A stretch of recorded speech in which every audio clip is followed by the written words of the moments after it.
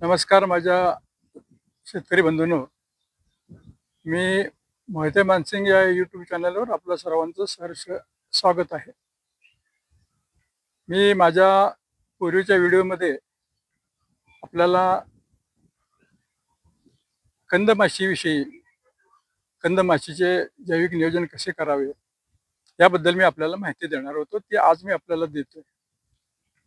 कारण कीटकनाशक वापरून सुद्धा काही प्रमाणामध्ये अजून कंदमाशी आपल्याला दिसतेच आहे. त्यासाठी आपल्याला जैविक नियंत्रण म्हणजे एरंडीच्या बिया. एरंडी म्हणजे आपण एरंड्याचं एरंडेल तेल आपण जे बाजारमध्ये मिळतं किंवा आपण एरंडेल तेल पूर्वी आपण पिण्यासाठी वापरायचो. ज्या योग्य की आतड्यांना ऑइलिंग व्हावं म्हणून पूर्वीच्या काळी आपल्याला ते दिलं जायचं एरंडेल तेल. ते ज्यापासून काढलं जाते त्या एरंड्या. तो एरंड माझ्या मते जवळजवळ सगळ्यांच्या रानामध्ये असतोच, किंवा त्याच्या बिया जर खरेदी करायला गेलं तर काही फार महाग नाही, बऱ्याच जागी ते उपलब्ध होतात. मग त्याचा जर आपण वापर केला तर मोठ्या प्रमाणावरती कंदमाशीला आळा बसतो आणि बऱ्याच गोष्टी आपल्याला सुलभ होतात. ह्या छोट्या छोट्या गोष्टी आहेत, पण आपण तिकडे फारसं लक्ष देत नाही आणि त्या बाबतीत आपल्याला फारसं गांभीर्य नसतं, किंवा जे स्वस्त जे फुकट मिळतं त्याच्यामध्ये आपण काम करायला उत्सुक नसतो. पण याचे परिणाम मात्र खूपच मिळतात.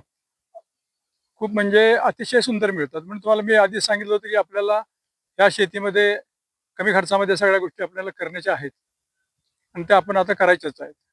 त्याच्यामध्ये आपण घ्यायचं म्हणजे साधारणपणे बघा, 2 किलो एरंडीच्या बिया घ्यायच्या.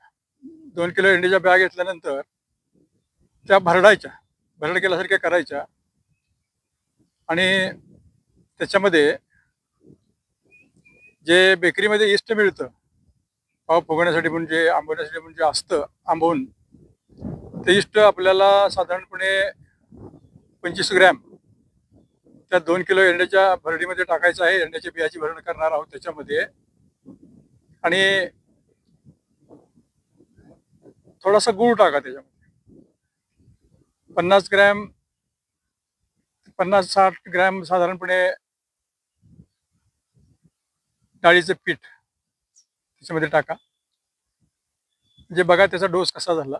2 किलो एरंड्या बियाची भरड, थोडा गूळ आणि 50 ग्रॅम डाळीचं पीठ, ह्याच्यात 2 लिटर पाणी घाला आणि त्याचं आंबवण 6 ते 7 दिवसामध्ये ते आंबवण ठेवा. त्याचं आंबवण तयार होईल आणि ते आंबवण साधारणपणे 4 भागामध्ये करून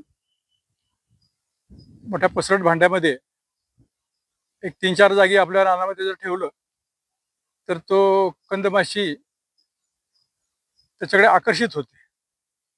आकर्षित होते म्हणजे त्याचा एक असा विशिष्ट प्रकारचा त्याला वास येतो आणि त्याच्यामध्ये हे कंदमाशी आकर्षित झाली होते आणि त्या पाण्यामध्ये येऊन पडते आणि नष्ट होऊन जाते. हा एक आपल्याला जैविक उपाय म्हणजे फारच चांगला आहे, तो नैसर्गिक आहे. तर मी मित्रांनो, हा आपल्याला करून बघायला काही हरकत नाही. याचे रिझल्ट पण खूप छान आणि सुंदर आहेत. कारण आता कंदमाशी आपल्याला औषधं फवारून सुद्धा दिसते आणि ती आपल्या उघड्या कंदावरती घालतेच, अंडी घालते आणि परत आपल्या हळदीच्या बुडामध्ये ती अंडी घालायची क्रिया करतेच आहे. त्याच्यामध्ये काय थांबत नाही. तर आपण हा जो प्रयोग आहे, मी आता सांगितलं तुम्हाला, तो प्रयोग वगैरे नाहीये, हे सत्य आहे. मी पूर्वी केलेलं आहे आणि मी आता पण ते करतोच आहे. तरी मित्रांनो, हा उपाय तुम्ही 100% करा आणि हा उपाय करून जर पुढे आपल्याला वाटलं की बाबा कंदुकीचं प्रमाण कुठेतरी दिसतंय किंवा काहीतरी आहे, तर त्याच्यावरती सुद्धा मग मी तुम्हाला रासायनिक व्हिडिओ टाकेन की हे सक्सेस होणारच. पण जर नाही वाटलं तुम्हाला तसं, तर ह्याप्रमाणे आपण जर अशा फवारणी घेतो ना की रोग येऊ नये म्हणून, तसं कंदकूज होऊ नये म्हणून हे आता तुम्ही करा. आणि मग नंतर तुम्हाला मी पुढे काय करायचं, रासायनिक ज्याला करायचं असेल, यांना कोणालाही उपलब्ध झालं असेल, त्यांना मी पुढे रासायनिकचं पुढे काय करायचं नंतर, ज्यावेळेला आपल्याला कंदकुज दिसते, सुरू होते किंवा होण्यापूर्वी थोड्याशा आधी, ते पण काळजी म्हणून आपण ते मी तुम्हाला रासायनिकचं पण देईन. ठीक आहे मित्रांनो. आता आपण ध्यास घेतला की आपण आपल्या कमी खर्चामध्ये जास्तीत जास्त उत्पादन घ्यायचं आहे आणि ते पण टॉप क्वालिटीचं उत्पादन आपल्याला घ्यायचं आहे, हे लक्षात ठेवा. त्यासाठी आपल्याला जमिनीचा सेंद्रिय कर्ब वाढवायचा आहे, हे मी आपल्याला पहिल्या व्हिडिओमध्ये सांगितलेलंच आहे. त्याप्रमाणे आपण प्रयत्न करावा आणि जमिनीची आपली शक्ती वाढली की मग उत्पन्न वाढतं, रोगकीडीचा प्रभाव कमी होतो, सगळं छान होतं. मित्रांनो, बघा माझा तुम्हाला व्हिडिओ कसा वाटला. हा माझा शेतकरी आहे मी आणि मी माझे अनुभव शेअर करतोय.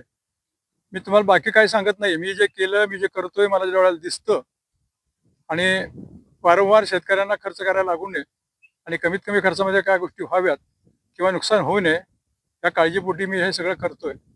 मित्रांनो, माझा व्हिडिओ तुम्हाला कसा वाटला शेअर करा. बऱ्याच जणांना हा शेअर करा, बऱ्याच आपल्या मित्रांना, हळदप्रेमींना, आणि सबस्क्राईब करा. आणि प्रत्येक वेळी आपण रानामध्ये फिरून पान तपासा हळदीचं. असं मोकळं जायचं मोकळं फिरायचं नाही. करतो ना, चांगलंच करा. धन्यवाद मित्रांनो.